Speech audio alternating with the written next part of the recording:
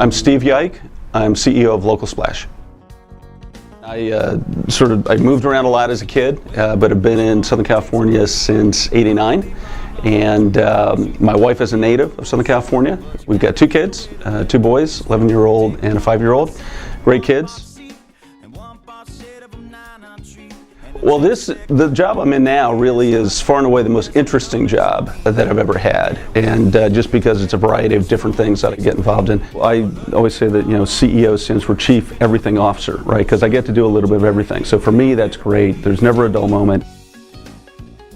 So a little different, not interesting so much as unique, is that I was a professional juggler at Busch Gardens many, many years ago. It was a summer job when I was still in high school back in Virginia. So that was a lot of fun. The fun for me these days usually revolves around my family and my kids, so it's going to soccer games and basketball games and volleyball games, that sort of thing. Those three things would be a computer connected to the internet, music, so either an iPod or an Apple TV, some sort of music source, and college football.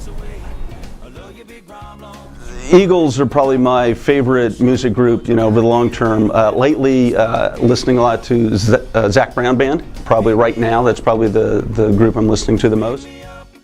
Would be Houston's, which, and I get the same thing every time, which is the ribs with coleslaw and French fries.